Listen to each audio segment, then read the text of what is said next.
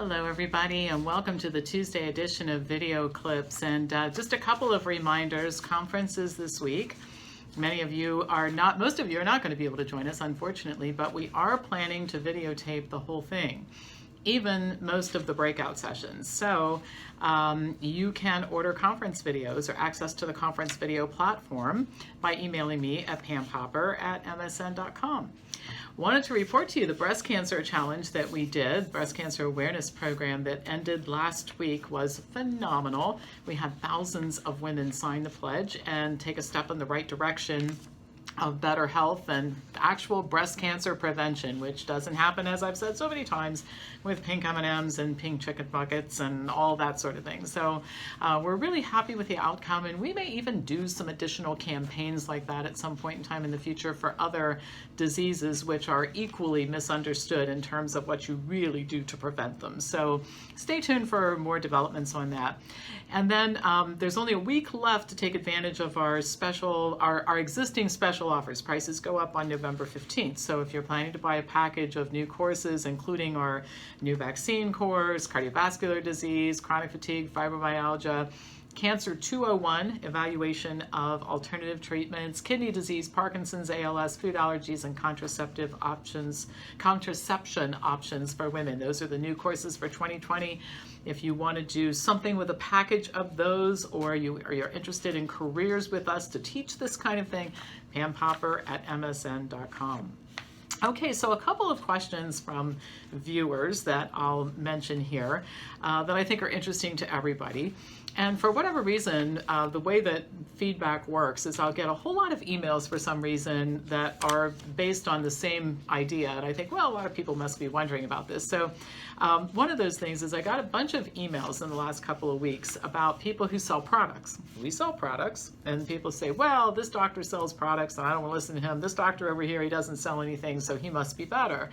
And I want to tell you my thoughts about this, because the bottom line is that this is not the filter in terms of who is good and who is bad. There are professors at Harvard University who don't sell any products. One of them is Joseph Biederman. I'll tell you a little bit about Dr. Biederman. He's supposedly a child psychiatrist. I think he's head of some department at Harvard called childhood psychopharmacology or something like that. But anyway, Biederman got caught taking $1.6 million from drug companies. And he didn't report it, as he was required to do, to the university in his annual forms. There are emails back and forth between Biederman and companies like Eli Lilly about how to massage the data, because what he was trying to do, and actually successfully did, was invented this idea of masked childhood bipolar disorder, that we actually did everybody a favor when we started putting kids on Ritalin, because it unmasked the bipolar condition earlier, which made it more treatable with antipsychotic drugs. And so after all that, I mean, really, he should be in a federal prison somewhere. Instead, he's still a tenured professor at Harvard University, and he does not sell products. So if we're going to use the standard of not selling products, meaning you must be good at what you do, well, then we've got a big problem there. On the other hand, there are many, many good doctors and healthcare professionals who've written great books, who sell products. It's just not the filter to use. The key is, how do you filter the information that comes from whatever source it comes from, product salespeople or otherwise? So I would shy away from that as a criteria. Another thing, somebody wrote back, or a couple people wrote and said, after my articles on and my commentary on the red meat and processed meat article that was in the Annals of Internal Medicine, why is this type of bad research allowed? Well, to a certain extent, because we live in America and we don't regulate a lot of things like free speech and who can publish what, and so that's why people need to be educated. I mean, we allow a lot of things in this country. You know, people can get on national television and lie. They do it every day. It's not a good idea. I don't think it's particularly good for your reputation, but the other side of it is we start regulating speech, and you know, we're careening toward a socialist or communist type of setup, and I don't think we're interested in that here. So we just have to learn to be discerning. And I think sometimes another thing I get a lot of emails about is resistance to becoming responsible.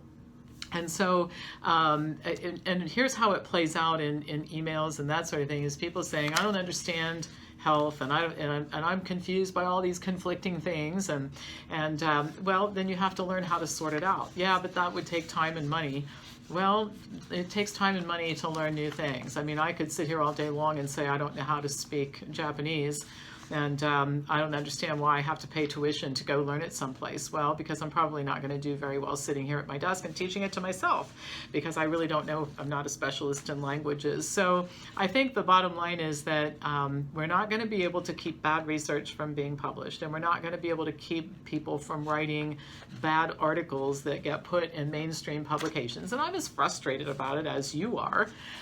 So what we just have to do is become intelligent about sorting it out, and that's it's part of what we do here. So if you haven't taken our classes, I strongly encourage you to do it, or take them someplace else, but learn how to know the difference between good and bad information.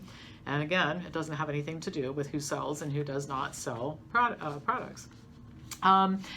It's official, by the way. According to a new Gallup poll, pharmaceutical companies are now the lowest rated of all industries. The drug companies actually in the latest poll rated worse than the healthcare industry, and even worse than the federal government, 20 points worse than the airlines. Now, everybody loves to hate the government, and I don't think most people feel warm fuzzies about the airlines, so they've really sunk to a new low.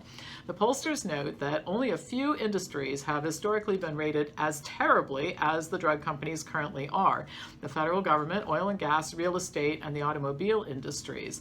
However, Gallup notes that in the past, when this type of thing has happened, a lot of work has been done to restore image. Car companies did it, oil and gas companies did it, but it's not likely to happen anytime soon for big pharma.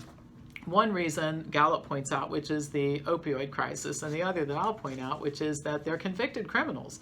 And because nobody ever really gets punished for any of this stuff, they continue to act like criminals act. They do terrible things. So anyway, in the case of the opiate epidemic, hundreds of thousands of people have died of overdoses, and emails and communications, which I've covered in on this channel, show that the drug makers were really very well aware that their products were addictive. They invented an epidemic of pain to get doctors to prescribe more of them, and they even told little jokes to each other about, I remember one from a Purdue pharma executive where he said, yeah, it's just like eating potato chips, people can't stop, So their ratings are bad. I don't think that it's going to change anything soon.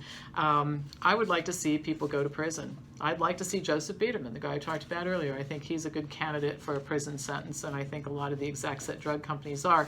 And I think if that type of thing started happening, you'd see some change in behavior, because paying fines really doesn't register with these people. People get all excited saying, well, Merck had to pay a $5 billion fine. That's like a week's sales for them. It means nothing. What means something to people is really serious punishment. So I'll look forward to that sometime in the future. Okay, so the next topic, how to get people to eat better. Boy, isn't that the $64,000 question? And then during the 25 years that I've been in business, I've been involved in a lot of discussions about this topic. And the discussions have involved government officials and committees and schools and teachers and advocacy groups and parents and health professionals and many, many consumers. Many strategies have been discussed, ranging from taxes on junk food to requiring doctors to take CME classes on nutrition. I don't necessarily think that CME classes are a bad idea, but even that gets met with a lot of resistance. An interesting new study shows that getting people to eat better may be a little bit simpler than we've thought. We just need to offer more healthy choices. Researchers in the United Kingdom gathered data on over 94,000 meals sold in 3 of the cafeterias at the University of Cambridge. When the ratio of meatless meals shifted from 1 out of 4 to 2 out of 4, the sales remained the same, but there was a big shift in meals containing more plant food, and it was as high, depending upon which cafeteria, as a 79% shift.